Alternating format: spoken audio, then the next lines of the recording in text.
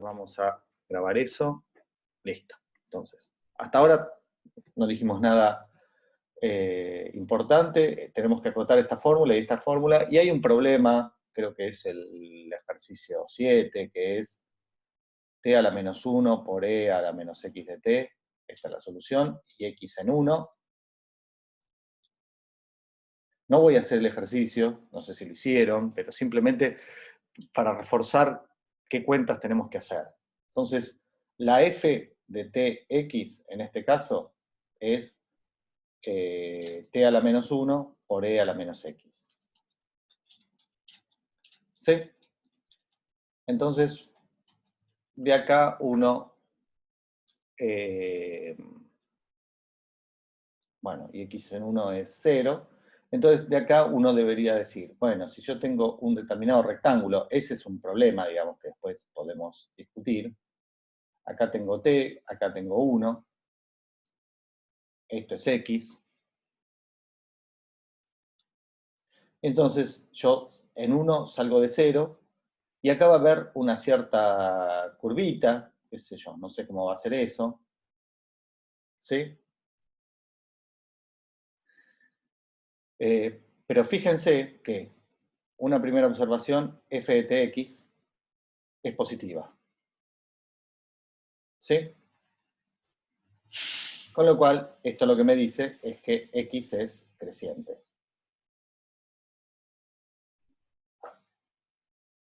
Pero por otro lado, t es mayor que 1, y como x es creciente y x en 1 vale 0, estas dos cosas me dicen que x de t es mayor que 0 para t mayor o igual que 1. Entonces, uno no tiene que encontrar la solución, sino que uno tiene que analizar qué pasa con la solución para encontrar un rectángulo apropiado para hacer las acotaciones. Entonces, la derivada es positiva porque la f es positiva. Empieza en 0 y es creciente porque la derivada es positiva. ¿Sí? Esto es lo que me dice, voy a aclararlo. Entonces esto, que la f sea positiva, me dice que la derivada es creciente. La f es positiva porque es positiva siempre, para todo t mayor o igual que 1, como es el caso que estamos estudiando. En la exponencial es siempre positiva, esto siempre es positivo. Eso me dice que la derivada es positiva, la función es creciente, empieza en 1, quiere decir que es mayor que 0 para todo t, bueno, mayor que 1. ¿Está bien? Bueno, ahora con toda esa información, uno vuelve a esto y dice, si t es mayor o igual que 1, t a la menos 1, o sea, 1 sobre t, es menor o igual que 1. Si considero un número mayor que 1, su inverso es más chico que 1.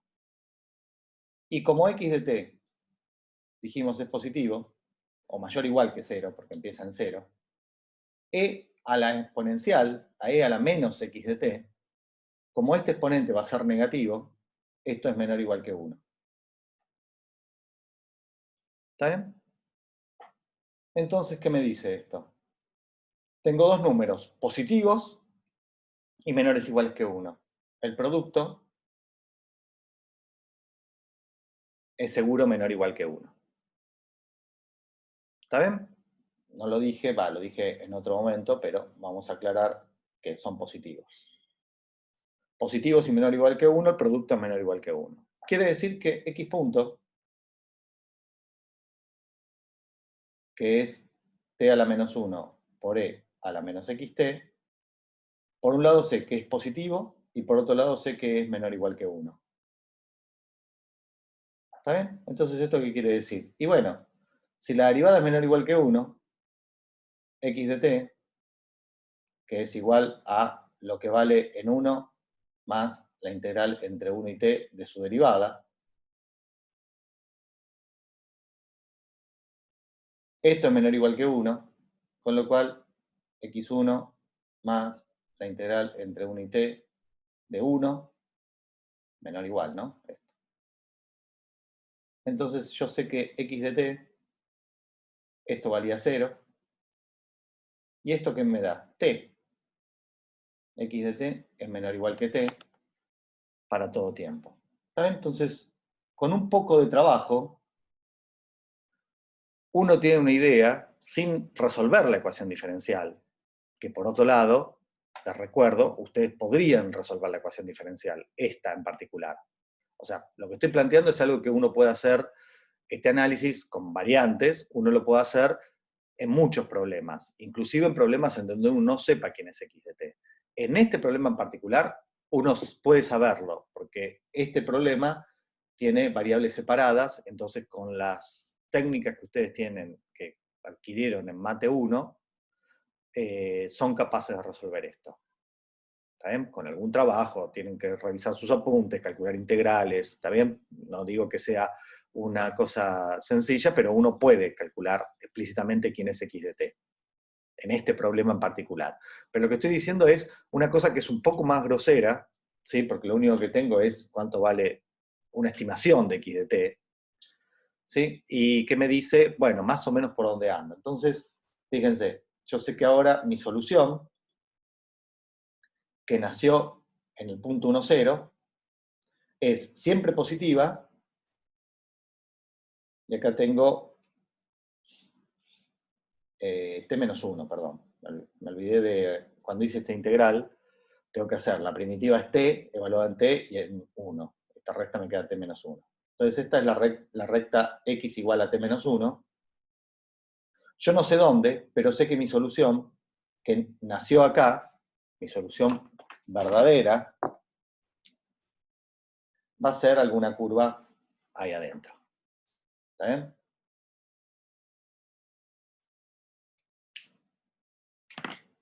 Sí, entonces, a partir de eso, yo digo, bueno, ¿y dónde puedo hacer entonces? Supongamos que yo quiero ir hasta 2, que era lo que me pedían.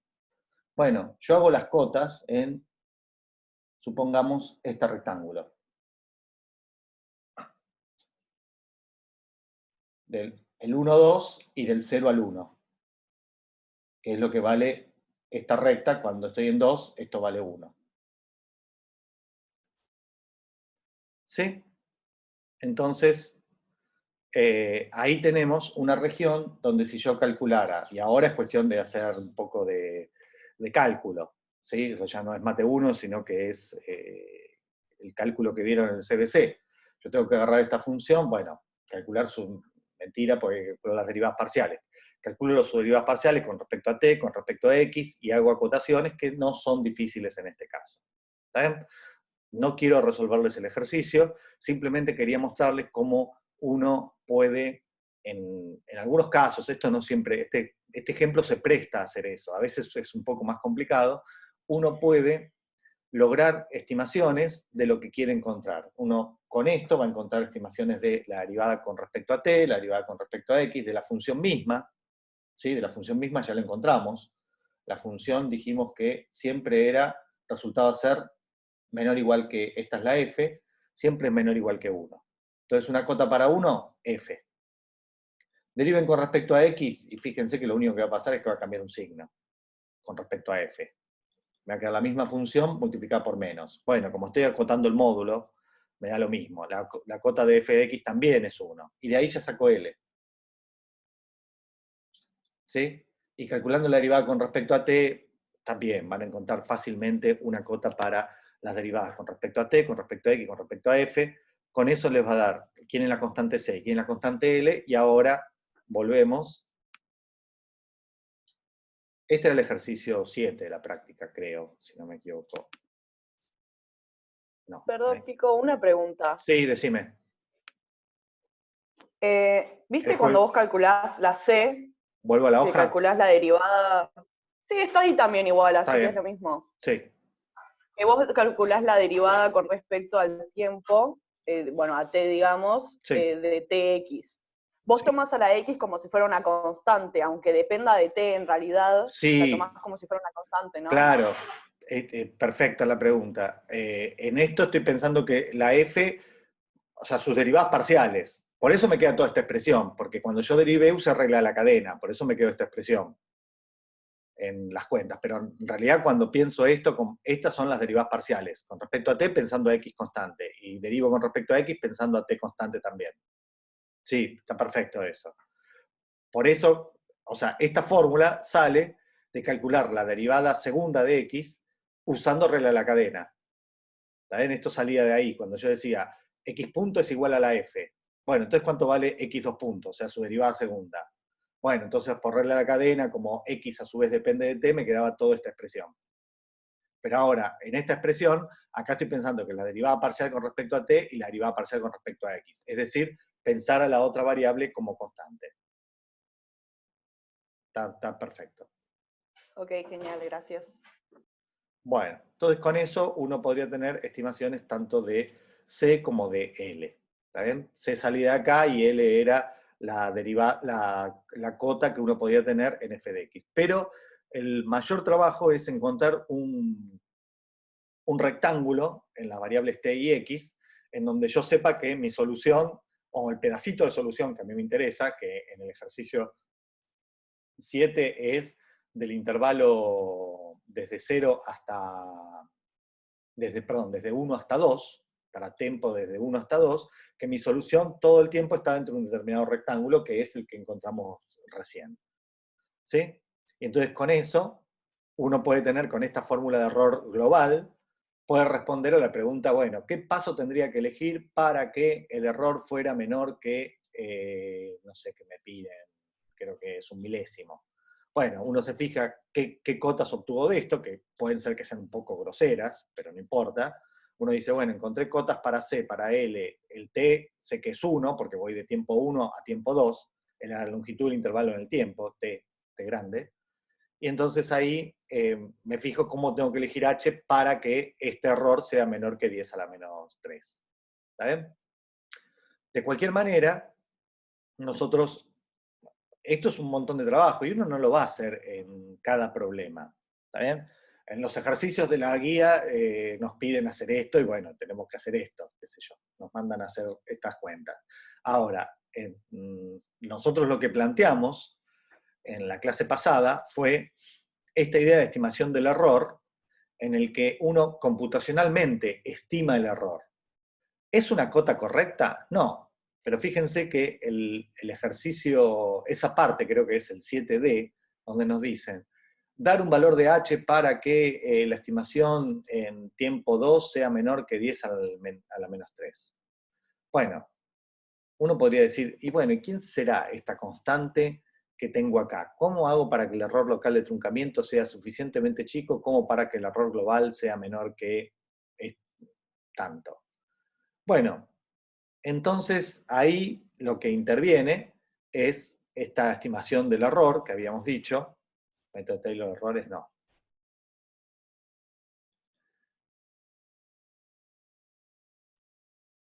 Esta idea de que uno, el error local de truncamiento, no el global lo deduce, digamos, después de mirar qué pasa, pero el error global, el error local de truncamiento lo estimaba de esta manera.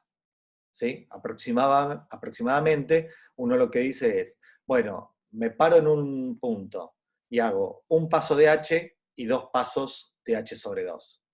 Y comparo, resto esas dos cosas y esa resta multiplicada por 2 da una idea de cuál es el error. No es exactamente el error local de truncamiento, pero es algo similar. Entonces, los errores locales de truncamiento se pueden obtener de alguna manera en forma computacional. Por supuesto que esto no es exacto, es una estimación. ¿Está bien? Lo otro que obtuvimos son cotas. ¿Está bien? A veces uno confunde esos nombres, pero en principio en cálculo numérico serían cosas distintas. Una estimación es una cuenta que hago para tener una idea de qué error estoy cometiendo. Y una cota es algo que hago analítico, ¿sí? Como hicimos recién, y lo que digo, el error es menor o igual que tanto, y eso estoy seguro, pero esas cotas suelen ser muy gruesas, en el sentido de que yo digo, bueno, es menor o igual que 10.000 por h al cuadrado. Bueno, está bien, pero ese 10.000 por ahí en la práctica no es tanto, porque vos consideraste un máximo en un rectángulo más grande que donde vive la solución, y todas esas cotas son para asegurarse que lo que estamos diciendo es cierto y tal vez sea demasiado grande. Esto no es exacto. Lo otro es una cota que yo digo, estoy seguro que la solución no va a superar, el error no va a superar tal número.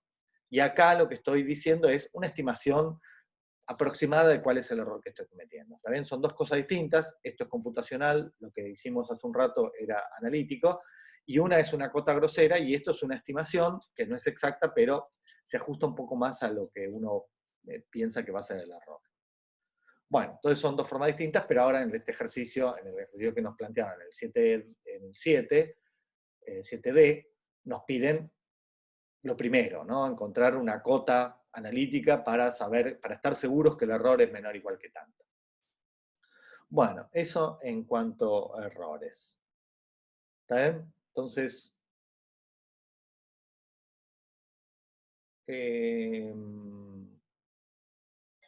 bueno, ¿qué les quería contar hoy? Ah, sí, esto lo habíamos visto, Runge ejecuta orden 2, y habíamos, creo, analizado qué habíamos hecho.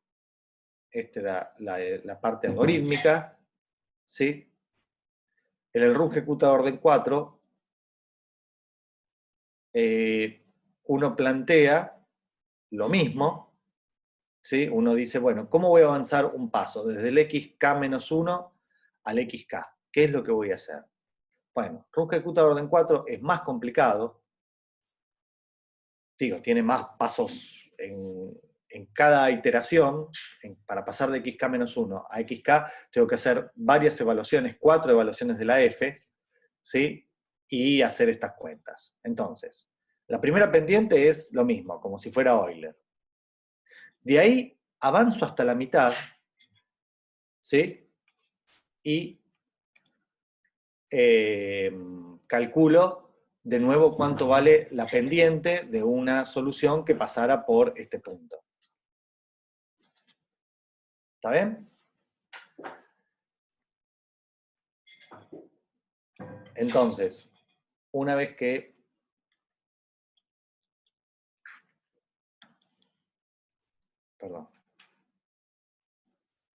hago eso, calculo en el mismo punto, pero ahora fíjense que el xk, en vez de usar la pendiente en el punto anterior, uso la pendiente que calculé en el paso anterior y ahí calculo m3. Y con ese valor de m3, calculo lo que vale en el final del intervalo, porque acá tengo tk-1, le sumé h, no h sobre 2, y ahí con esta pendiente calculo cuánto vale esta nueva valor de la función f, o sea, de la nueva pendiente de una solución que pasa por algún punto que no calculé.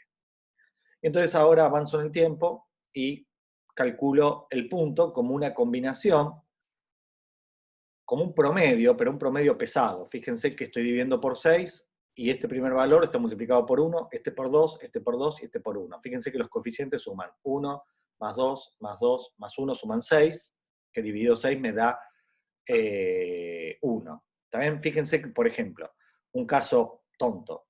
Si f fuera constante, ¿sí? Si f fuera constante es porque la solución es una recta, porque x punto igual a una constante me da que la solución es una función lineal. ¿Está bien? Pero en ese caso me quedaría la pendiente, más 2 veces la pendiente, más 2 veces la pendiente, más la pendiente. Eso me da 6 veces la pendiente, dividido 6 me da la pendiente. ¿Está? Entonces avanzaría exactamente, o sea, para el caso trivial en que la f sea constante, me da la solución exacta. ¿Está? Eso es una forma de ver que tiene sentido esta fórmula. ¿Está bien? Pero yo quiero verlo con un caso no trivial.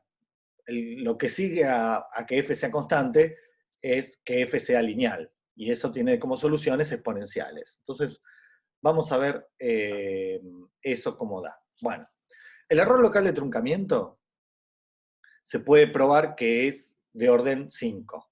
¿Sí? Las constantes van a involucrar las derivadas de orden altísimo, una combinación de las derivadas hasta el orden 4 de la f, y hay que acotar todo eso. Digo, es una cosa complicada, ¿está bien? Como para dar una fórmula. O sea, existe, por supuesto que existe, y una manera que ustedes pueden, si tienen la voluntad y el tiempo como para hacerlo, que es hacer Taylor en T y en X, en cada uno de estos, ver cómo me queda, desarrollar, hacer un montón de cuentas y ver qué me queda. ¿Está bien? Ahora, en un ratito, lo voy a hacer para rungecuta de orden 2, que es una cosa un poco más razonable, pero lo mismo puedo hacer con rungecuta del orden que quieran. Por ejemplo, de orden 4. Ahora, nos tenemos que matar haciendo cuentas. ¿Está bien? No, no lo propongo como ejercicio eso, simplemente les digo que es una cosa, digamos, que se puede hacer y que es larga. Bueno, el error va a ser alguna constante que va a involucrar una cota para todas esas derivadas, hasta el orden 4 de la f, derivada parcial con respecto a t, con respecto a x, una vez con respecto a t, una vez con respecto a x, 3 veces con respecto a x, una vez con respecto a t, una cosa así, y todo eso combinado, y hay que acotar esa expresión. Eso me va a dar una cota del error, y va a estar todo multiplicado por h a la quinta, porque va a ser el término 5 del desarrollo de Taylor de x a la t. ¿Está bien? O sea, lo que digo es, cuando hago estas cuentas, y ahora lo vamos a ver en la exponencial, hago estas cuentas y coincide con el desarrollo de Taylor de orden hasta el orden 4 de la x de t solución de la ecuación. ¿Está bien? Entonces esto es una forma de obtener lo que sería un método de Taylor de orden 4 sin evaluar ninguna de las derivadas. Fíjense que lo único que hago es evaluar la f en distintos puntos y después combinarlos. ¿Está bien? La misma idea que para rungecuta 2, pero más complicado.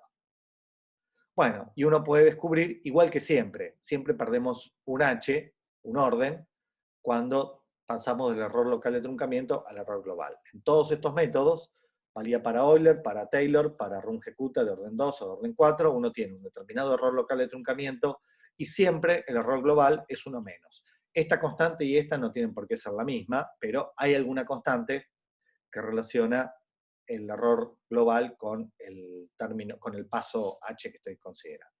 ¿Está bien? Entonces, no voy a hacer la demostración, simplemente voy a hacer la verificación en un caso que sea conocido. Y el caso que sea conocido es la exponencial de siempre. El problema de x punto igual a x y x en 0 igual a 1, es decir, que tenemos x de t igual a e a la t, esa es la solución. Que si pasamos, lo voy a hacer todo del paso 0 al paso 1, ¿está bien? Fíjense, x en t1, que sería x en h, sería e a la h, y su desarrollo hasta el orden 4 es este. Este es el desarrollo de Taylor de la exponencial. Es decir, conozco la solución exacta, desarrollo cuánto vale x en t1, me queda esta expresión, más un error que es alguna constante por h a la quinta. Bueno, vamos a ver qué da rungecuta de orden 4 en este caso. Recordemos que la f de x, no lo dije por acá, pero la f de x es x, ¿sí? Entonces, la evaluación en cada x me da el mismo valor. Entonces, M1 es la evaluación en 1. La evaluación en 1 es 1, porque es f de x igual a x. ¿Está bien? Bueno.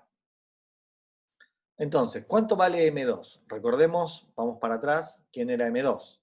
M2 era evaluar en el tiempo avanzar medio paso. En nuestro caso, esto es irrelevante porque la función no depende, la f no depende de t para nada. Entonces, donde estemos evaluando, me da lo mismo. Lo que tengo que ver es en qué x evalúo. Entonces, el x es el valor anterior, en este caso, más medio paso por la pendiente. Y la pendiente era 1. Entonces, esto es 1. Entonces, tengo que evaluar f en 1 más h sobre 2 m1. Y como M1 era 1, me queda 1 más H2. Hago M3. ¿M3 qué era? 1 más H sobre 2, M2. El 1 este viene de que es el X0. El H sobre 2 es porque es medio paso, multiplicado por M2. Pero M2 es todo esto.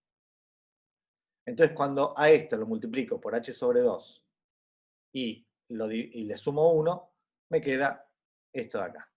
¿Está bien? Hay algo que me parece que me equivoqué. A ver, déjenme hacer la cuenta. Porque me parece que esto está mal, es 1 más h sobre 2 por 1 más h sobre 2. Bueno, creo que este 2 que tengo acá es un 4.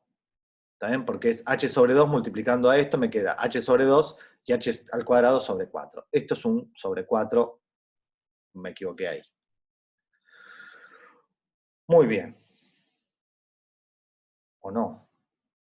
Sí, acá, ven, acá, bueno, lo mismo M4. M4 es 1 más h, acá era cuando avanzaba todo el paso, h, por M3. Y si M3 es este con un h sobre 2 sobre 4, no sobre 2, como está acá, me queda 1 más h, h al cuadrado sobre 2, h al cubo sobre 4. ¿Está bien? O sea, recordemos que acá esto es un 4, por eso está mal.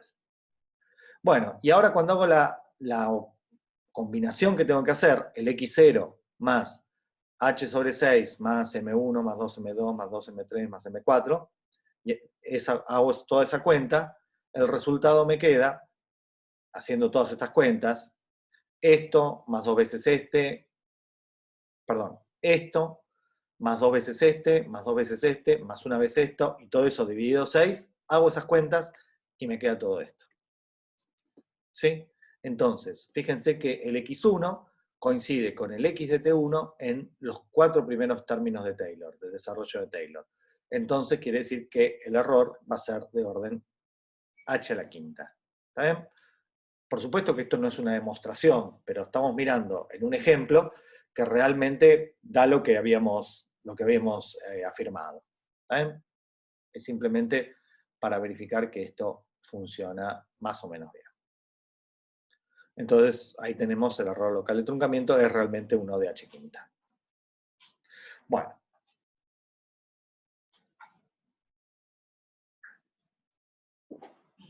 Entonces, quería mostrarles la comparación y ver en los gráficos de error cómo se puede ver que para un problema, para el problema de siempre, E a la t como solución, cómo nos quedan los dos métodos. El método de Runge-Kutta de orden 2 y el método de Runge-Kutta de orden 4.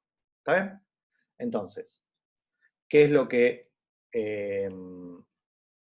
planteamos? Voy a hacer esta solución exacta, x de t, que es e a la t, la voy a comparar con lo que me da el método de Runge-Kutta de orden 2 y de orden 4, tanto con paso 0, un décimo y un centésimo, y voy a graficar los errores en función del tiempo. Integro desde 0 a 2. ¿Sí? Bueno, y acá tengo los gráficos.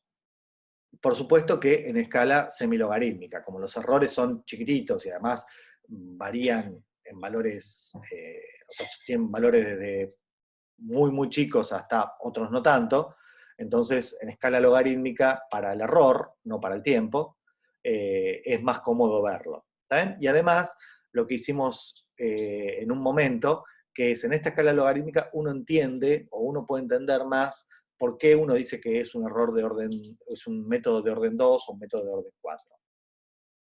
Y si lo comparan con Euler, van a entender por qué el otro es un método de orden 2. Fíjense, yo acá tengo graficado. La de arriba siempre es la que corresponde a un décimo. Y la de abajo la que corresponde a un centésimo. Y fíjense que los errores siguen una curva parecida. Esto no tiene por qué pasar en cualquier problema, ¿no? Esto es porque es el problema e a la t. Y entonces tenemos que, fíjense, cuando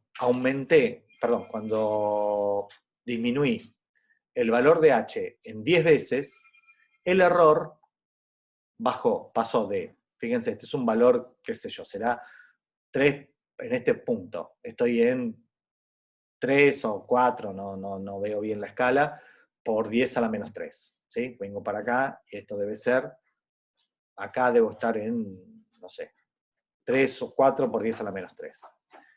Y acá estoy más o menos a la misma altura, pero 2 cuadraditos más abajo. Quiere decir que cada cuadradito acá, como está graficado, representa disminuir 10 en esta escala logarítmica. Entonces, se redujo en 100 el error, de acá, de este punto a este punto. ¿Está bien? Y en todos es más o menos lo mismo. No exactamente, pero bastante parecido a eso. ¿Está bien? Bueno, entonces ahí vemos, de esa manera vemos ¿por qué decimos que esto es un orden de orden 2? Disminuir 10 veces el paso h me produce una reducción del paso del error en 100 veces, o sea, h al cuadrado. ¿Está? Bueno, tengan en cuenta que uno no puede hacer esto indefinidamente. ¿Está bien? Uno dice, bueno, entonces yo quiero algo recontra preciso, entonces voy a tomar un h cada vez más chico. Bueno, esto tiene dos problemas prácticos, que lo hace inútil esa reducción, es más, contraproducente. Primero voy a tardar un montón, entonces para resolver un problema donde la precisión, qué sé yo, no sé, piensen que hay pocas cosas que experimentalmente se puedan medir con un error de un error relativo de 10 a la menos 6 o 10 a la menos 8, ¿está bien? O sea, fíjense las mejores cosas que se midieron, que en general vienen de la física cuántica, y se miden, qué sé yo, con 10 dígitos correctos. Pero eso es un logro magnífico de la física experimental, ¿está bien? En general las cosas que uno mide tienen un error mucho más grosero. ¿Está bien? Entonces tener 3 dígitos correctos suele ser un gran logro. Entonces uno dice, bueno, yo estoy calculando mi ecuación diferencial con un error chiquitísimo, pero mi punto inicial en realidad no era 1, sino que era 0,98. Y entonces está todo mal, digamos. Generalmente los errores en la obtención de coeficientes y de datos iniciales tienen tanto más horror que lo que sale del método numérico que a veces no vale la pena. Pero aún así, si uno achicara mucho el paso, tendría que calcular montones de pasos. Hagan el experimento, digamos, cuando tengan programado cualquiera de estos métodos, y fíjense si achican mucho el paso, qué obtienen. Pero hay una cosa, no sé si peor, pero también igual de mala, que es que cuando uno achica mucho el paso, está haciendo muchas operaciones, porque avanza muy lento, entonces tiene que hacer un montón de pasos para llegar a tiempo 2, como era en este caso. Fíjense, acá tuve que hacer con paso 0,1 para avanzar 2 segundos, tuve que hacer 20 iteraciones, pero acá tuve que hacer 200. Si ustedes achicaran más, cada vez tienen que hacer más pasos.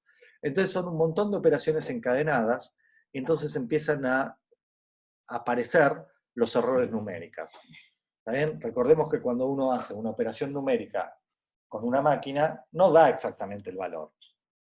Da un montón de dígitos correctos, pero cualquier operación exponencial, logarítmica, raíz que tengamos que hacer para calcular la f, introduce un error y esos errores se pueden ir acumulando, y puede ser que cuando uno considere un h muy, muy chico, los errores numéricos, de hacer operaciones numéricas, sea tan grande que sea comparable al error que estamos produciendo. Entonces, nunca en esta, uno dice, bueno, yo voy a achicar el h cada vez más, cada vez más, cada vez más. Bueno, por supuesto que es imposible que lleguen a un error menor que 10 a la menos 16.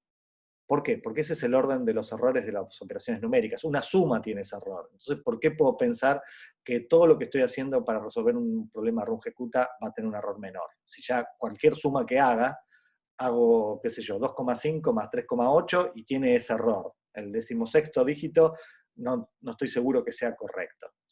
¿Está bien? Entonces, eso limita el tamaño de h, además de lo computacional. Bueno, y fíjense en esta figura del runge-kutta de orden 4. Fíjense el tamaño de los errores. Ya de por sí son más chicos que en el caso, para el mismo paso h, ya son más chicos que entre esto y esto. Fíjense que para la curva ya tiene mucho menos error. Y además, cuando hago una reducción del paso en 10, bajo 1, 2, 3, 4 cuadraditos. O sea, bajo de, digamos, 10 a la menos 6 a 10 a la menos 10. También bajo 4 órdenes de magnitud por haber bajado 10 veces el paso h. Eso quiere decir que es un método de orden 4. ¿Está bien? Entonces ahí se ve que la predicción que nosotros hicimos, teórica, se da en un ejemplo concreto. ¿Está bien? Por supuesto que es un ejemplo sencillo, constantes involucradas acá pueden ser muy grandes, entonces uno no ve este efecto cuando baja de 1/10 a 1/100. No estoy diciendo que siempre vayan a ver este patrón de conducta, pero asintóticamente uno tendría que verlo. Bueno. Entonces, ¿alguna pregunta sobre esto? Ahora vamos a pasar a sistemas, pero antes de seguir, me gustaría que me digan si hay algo que quieran revisar de esto. ¿Hay alguna cuenta que haya quedado inconclusa o que no se entienda, que quieran revisar? ¿Está todo bien?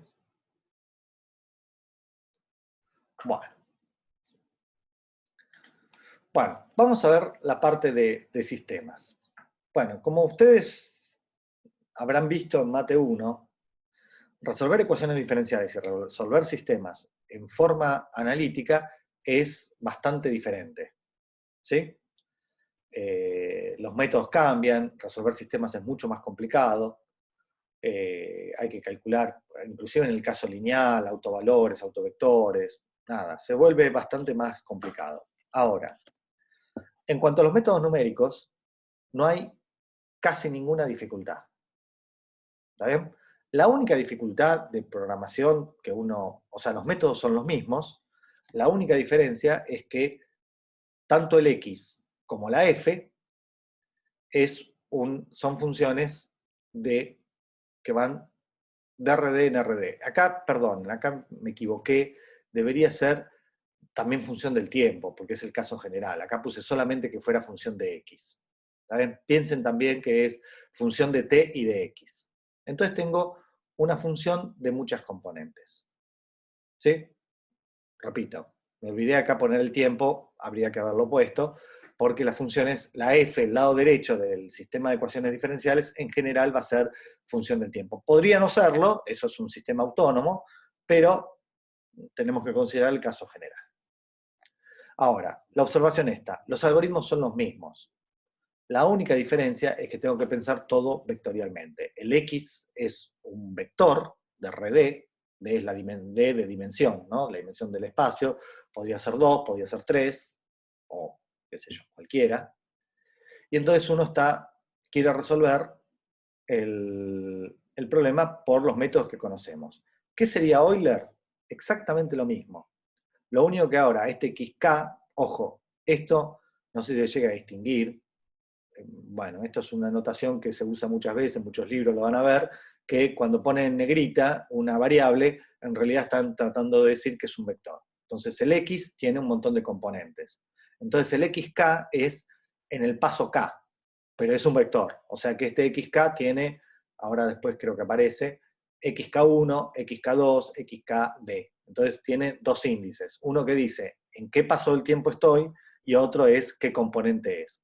Pero mirado vectorialmente, lo que estoy diciendo es, bueno, agarro una función xk, el paso xk, en el método de Euler, ¿cómo se calcula? Bueno, el vector solución en el paso k-1 más h por la evaluación de la f en tk-1, xk-1. Entonces, recordemos esto. Esto es un vector, f de esto también es un vector porque tiene d componentes, y entonces h es un número positivo, h multiplicando este vector me da de nuevo un vector y sumo estos dos vectores. Y ese es el nuevo vector. ¿Está bien?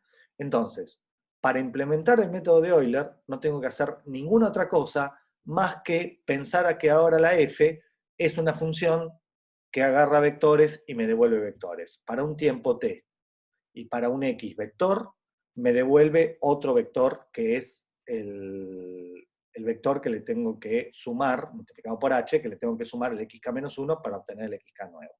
¿Está bien? Entonces es todo lo mismo, pero lo único que vectorial. ¿Está bien? Y lo mismo vale para runge-q de orden 2, runge-q de orden 4 o cualquier método que valga. Fíjense cómo se complicaría el método de Taylor acá, porque uno tendría que derivar esto con respecto al tiempo. Y ahora entonces tengo que hacer regla de la cadena. Y para hacer regla de la cadena, acá tengo que calcular la matriz de derivadas parciales de la f multiplicado por la f misma. O sea, el método de Taylor, si ustedes mírenlo como ejercicio para ver por qué no usamos el método de Taylor, lo que se complica el cálculo de la derivada segunda en el caso vectorial, ¿sí? Que aparece en la matriz de derivadas parciales de la f, multiplicado por la f, más la derivada de f con respecto a t, qué sé yo, tienen que hacer algo similar, pero ahora aparece matricial, ¿está bien? Y esa matriz hay que evaluarlo en distintos tiempos, se vuelve todo mucho más complicado. Mientras que acá, en los métodos en donde no usamos derivadas, donde solamente evaluamos la f, lo que tenemos que hacer es cambiar, o sea, mi programa es casi el mismo, la única cosa es que tengo que pensar que los X son vectores, ¿sí? Son arreglos, array, como lo llamen en el lenguaje de programación que estén usando, y la F es una cosa que toma un vector y me devuelve un vector. ¿Está bien? La F ahora va a ser vectorial. Pero no tengo que cambiar casi nada más. Fíjense ahora la evaluación de la F, acá lo digo, la F, en RunGQt se acuerdan que calculábamos, de orden 2 calculábamos un M1 y un M2. El M1 era esta evaluación, en TK-1 y MK-1. A eso lo llamo M1. M1 ahora no es una pendiente, sino que es un vector. Y ese vector va a tener D componentes. Con este vector armo bueno, la F acá lo digo explícitamente, lo que acá dije mal, acá lo digo bien, depende de T y de X, y el X es, o sea, y el AF tiene D componentes. ¿Sí? Y entonces, el M2 es lo mismo que antes, pero ahora en vez de evaluar en XK-1, evalúo esto acá, otro error, perdón. Acá evalúo en TK-1 más H. Si se fijan, me equivoqué en eso. Vamos a RunGQt orden 2. Ahora vuelvo, acá. Esto es evaluado en TKXK. O sea que es TK-1 más H. Me equivoqué ahí, tendría que haber puesto. Vuelvo a donde estaba. Acá, M2. O pongo TK, que es TK-1 más H, o pongo TK-1 más H, ¿no? Acá F, en TK-1, acá hay un más H que me olvidé. Déjenme ir anotándome todos los errores. Así, hoy les cambio las transparencias.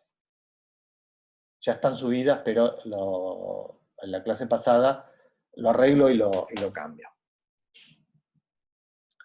Bueno, acá está. Esto tendría que haber sido esto arriba, TK es igual a TK-1, y acá tendría que haber puesto TK.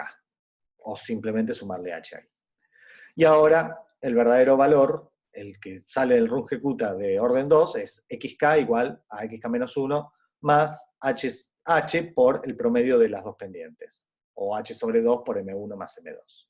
¿Está bien? Entonces este sería el RunGQt de orden 2, donde, por supuesto, hay que pensarlo como está acá escrito explícitamente, que tanto m1 como m2, xk-1 y xk, son todos vectores de dimensión d, lo que sea d. ¿Está bien?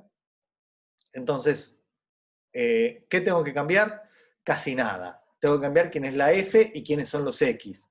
Si yo tengo que definir que x es un vector, bueno, defino x es, por ejemplo, lo inicializo como un array de ceros de tamaño 2 o tamaño 3 o tamaño el que sea. ¿Sí? Y la f agarra un array de tamaño 2 y me devuelve otro array de tamaño 2. Entonces tengo que cambiar esa parte de la programación. Pero lo que hace hoy la RunGQt de orden 2, RunGQt de orden 4, es exactamente la misma lógica. ¿Está bien? Entonces casi no hay que cambiar nada. Bueno, y déjenme mostrarles un ejemplo que en el apunte teórico no está otro equivalente, Fitzhugh-Nagumo.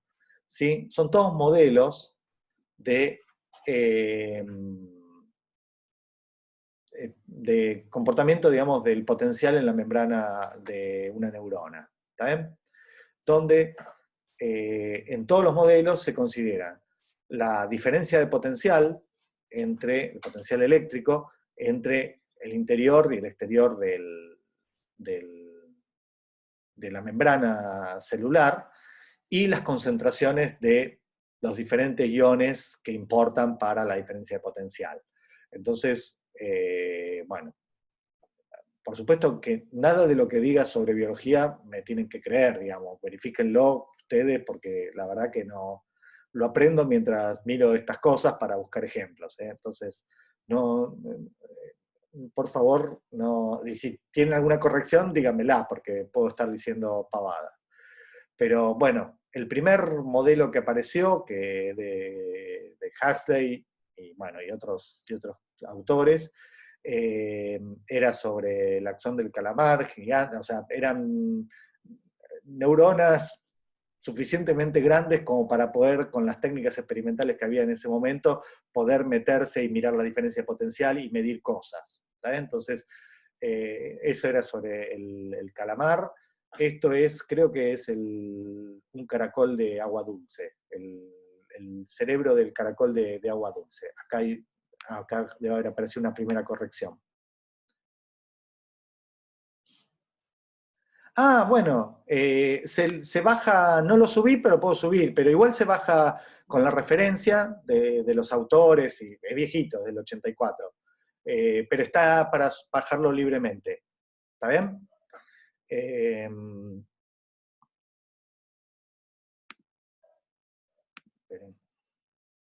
Igual después lo subo, no hay problema. Bueno, entonces... acá tienen hay muchos modelos. Si ustedes ven, esto es viejo, pero digamos, si siguen la línea de esto y buscan con estas palabras clave los autores o el modelo, ahora se llama el modelo de Hindmarsh-Rose, lo buscan así y van a ver que hay artículos, qué sé yo, de este año, del año pasado, sobre este mismo problema. ¿Está bien? O sea, no sé en cuanto a si modela bien, si hay cambios, la parte biológica no me meto, pero digamos, desde el punto de vista de la investigación sobre este modelo, siguió. Bueno, entonces acá todos los modelos lo que hacen es mirar la diferencia de potencial en la membrana celular y la concentración de iones. Creo que el original consideraba calcio, sodio y potasio. Pero era tetradimensional, porque eran las tres concentraciones más la diferencia de potencial. Después hubo simplificaciones, lo que está en el apuntecito de Fiki Nagumo, que lo que dijo es, bueno, y creo que los tipos fueron los que conjeturaron que la membrana celular no era completamente impermeable, sino que había canales por donde, creo que fue Huxley el que propuso eso, de que había canales por donde los iones pasaban de adentro para afuera de las células, ¿no? Y que se podían activar, bueno, toda la dinámica de la membrana celular, que de nuevo me niego a dar precisiones sobre el asunto.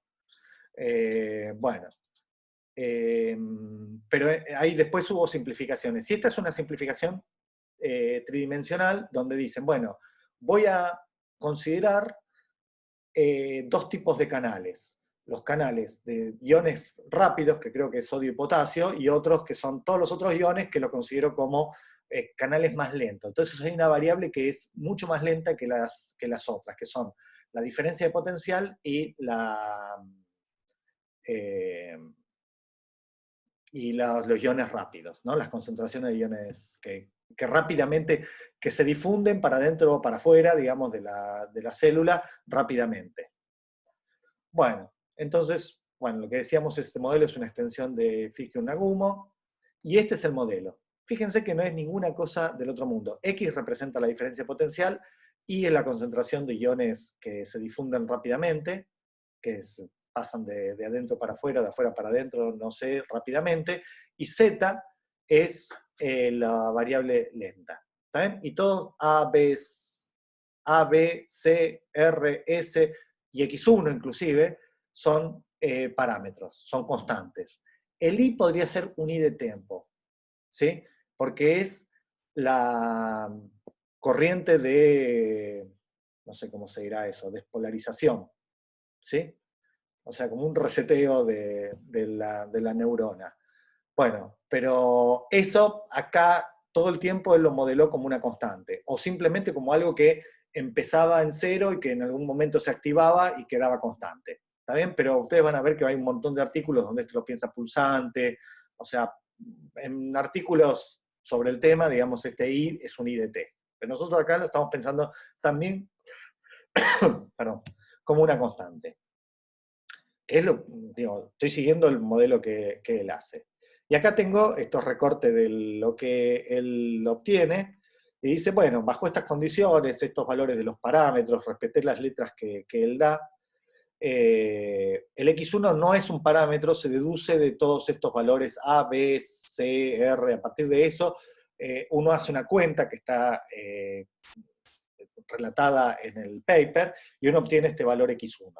¿Está bien? Es la raíz de un polinomio.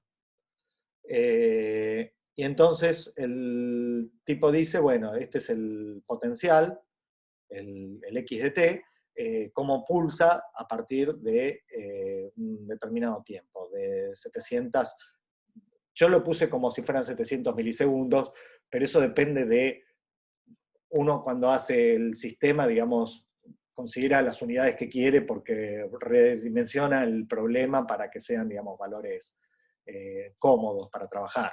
Que esto no sean, qué sé yo, si son en microsegundos, entonces tendría que trabajar en 7 por 10 a la menos 6, es medio incómodo, entonces, bueno, uno rescala el tiempo para que le quede cómodo para ilustrarlo. Entonces, él dice que en 700 aparece esto, se dispara.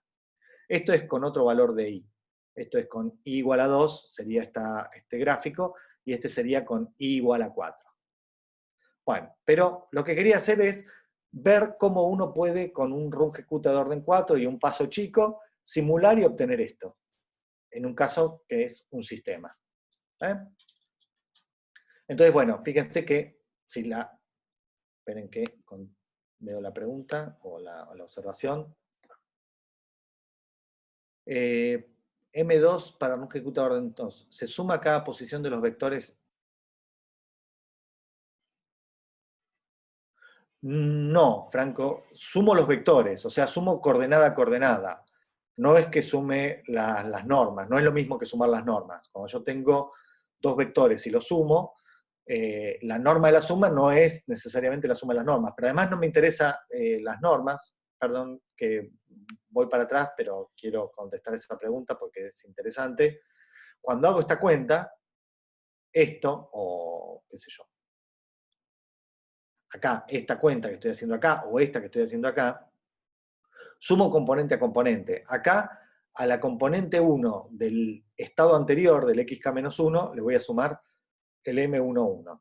A la segunda componente le voy a sumar el h por el m11, h por el m12, h por el m1d.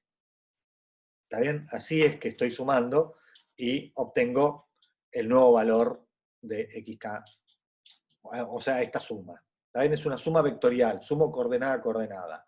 Pero eso es algo que en cualquier lenguaje de programación de alto nivel, como puede ser MATLAB, Python, matemática, Maple, qué sé yo, cualquiera de esas cosas, uno puede sumar vectores. Uno dice, definí el vector X, definí el vector M, el número H, y hago X más H por M. Y entiende qué quiere decir con eso.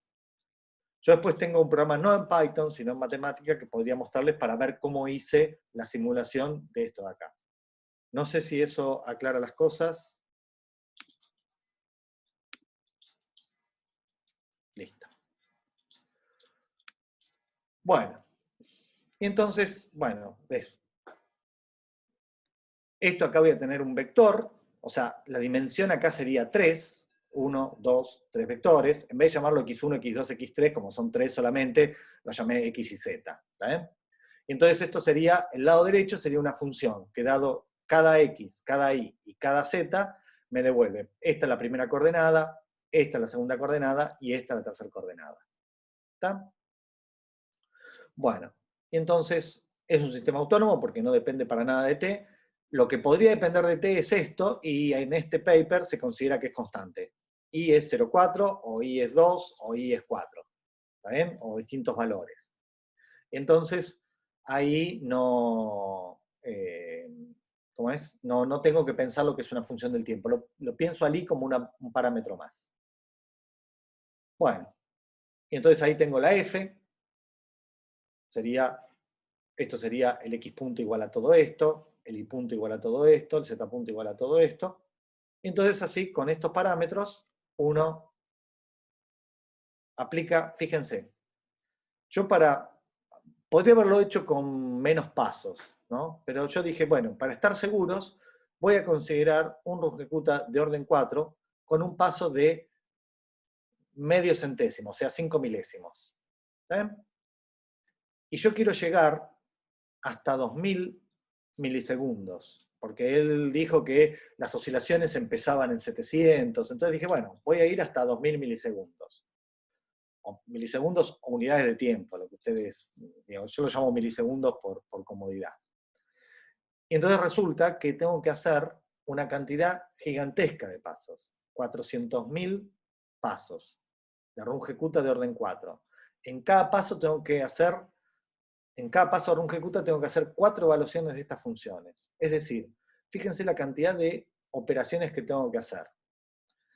Tengo que hacer estos 3 polinomios, los tengo que evaluar 4 veces en cada paso y tengo que hacer 400.000 pasos.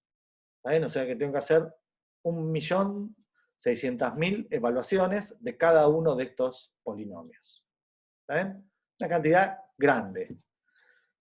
Pero una máquina, para tener ideas también de los tiempos y de qué cosas uno puede hacer, bueno, con la máquina con la que estoy ahora, estoy entrando en Zoom, tarda 1 minuto 76 segundos. Y con mi máquina de escritorio tarda, que tampoco es tan nueva, ¿no? Esta notebook tiene 10 años y mi máquina debe tener 5. Y con eso con mi máquina de escritorio tardo unos 16 segundos, una cosa así, en hacer todas estas cuentas. Con el matemática, que tampoco es una luz para lo numérico. ¿Está bien? Entonces uno lo podría hacer eficientemente.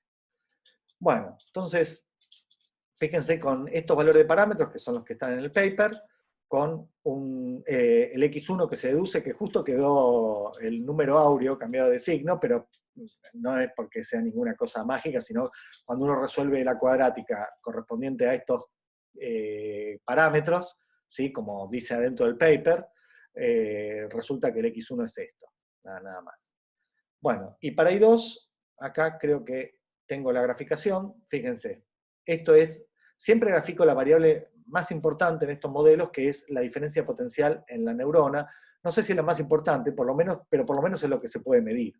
También yo puedo poner un voltímetro, digamos, con sondas así bien finitas adentro de la membrana celular y puedo medir la diferencia de potencial y bueno, y entonces lo puedo comparar con lo observado, con lo predicho por el modelo. ¿Está bien? Y lo que vemos es exactamente lo que veíamos en el gráfico. Ya no describe en el paper original, no está de con qué método lo usa, pero no me extrañaría que usara método de Runge-Kutta de orden 4, ¿está bien? Porque es un estándar. Cuando uno no sabe qué hacer, usa Runge-Kutta de orden 4. Entonces, acá vemos que aparecen esas oscilaciones que él dijo. Y es una trayectoria periódica. Entonces acá, fíjense, yo grafiqué en lo que sería el espacio de fases, ¿sí? Que siempre uno, qué sé yo, cuando vio Predador-Presa, ustedes deben haber visto cómo eran las curvitas del el X y el Y en función del tiempo, cómo iban cambiando, pero acá no es plano, acá es tridimensional, porque tengo las 3 variables, X y Z. Y entonces esa trayectoria periódica se convierte en una curva complicada. Estos rulos que están acá corresponden a estos pulsos que tiene la variable X, corresponde a hacer esto, digamos, irse para allá y para acá y ir aumentando el valor, perdón, así, ir aumentando el valor de X rápidamente, y después en algún momento se tranquiliza y hace esta curva, y hace todo este rulo y vuelve a hacer todas estas oscilaciones. Fíjense que queda una curva bien complicada en el espacio tridimensional X y Z. ¿Está? Y hay algo más que dice el paper, que inclusive no lo describe como lo diríamos en términos actuales. ¿Está bien? si bien ya se conocía el concepto, pero lo describe así de una manera más relatada que poniéndole nombre. El tipo dice, ¿qué pasa si a los parámetros anteriores le cambio un parámetro que estaba por ahí, que era R, y la corriente de despolarización la pone en 3,25? Pero básicamente lo que cambió es este parámetro, ¿sí? Y lo que dice es, bueno, lo que obtiene, y no lo describe así, yo lo llamé soluciones caóticas. El caos es una cosa difícil de definir, pero uno puede por lo menos describir qué cosas pasan en lo caótico. En los sistemas caóticos, que eso no quiere decir que sean difíciles de simular, son caóticos en el sentido de que uno puede tener trayectorias que no son periódicas, que no se van, no es que se va infinito, no pasa nada raro, pero se quedan dando vueltas sin cerrarse. Fíjense que lo que antes era una órbita periódica, ahora se queda ahí dando vueltas y da rulos y cambia, y y ellos lo describen de esta manera.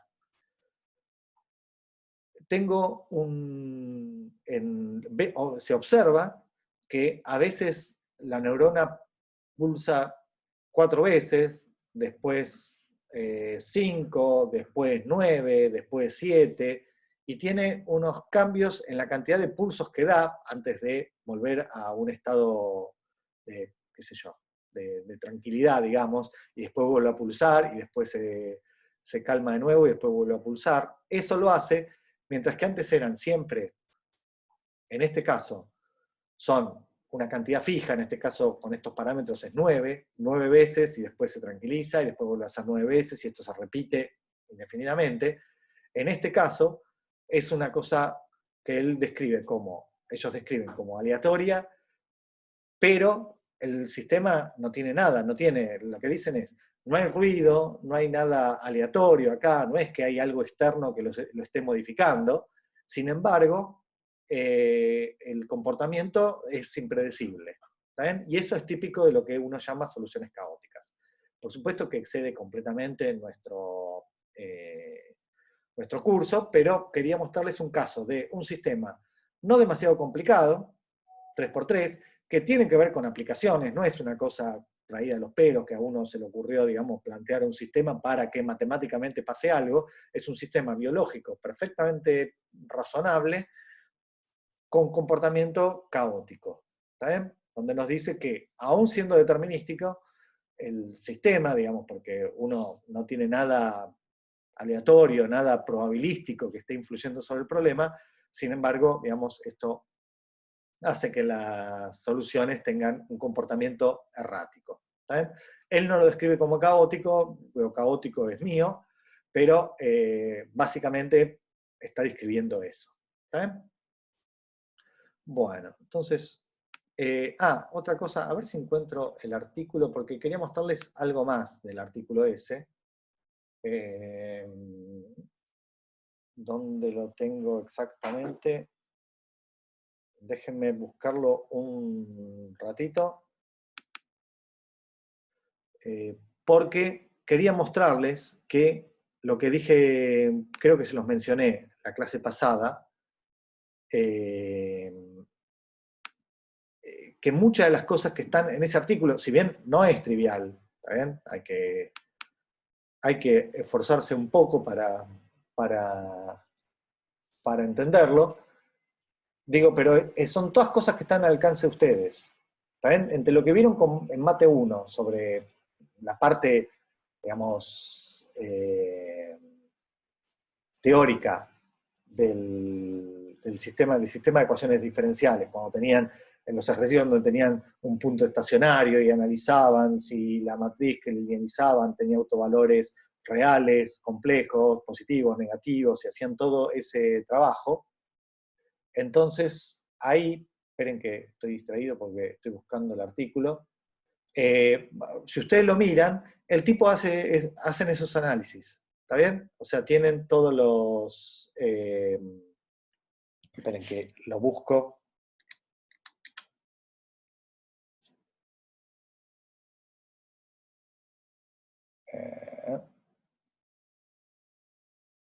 Bueno, ahora podemos hacer un intervalo y lo busco. Pero la otra cosa que quería mostrarles es, que lo hacemos después del intervalo, la programación que uno puede hacer con el matemática. ¿Está bien? O sea, les aclaro lo mismo que antes. No estamos proponiendo el matemática como algo que ustedes tengan que saber, ni nada, por las razones que dimos, ¿no? Porque es de pago, porque, bueno, porque estamos haciendo las cosas con Python, pero, digamos, lo programé acá porque es más fácil verlo. Como tiene más estructura matemática, se acerca más a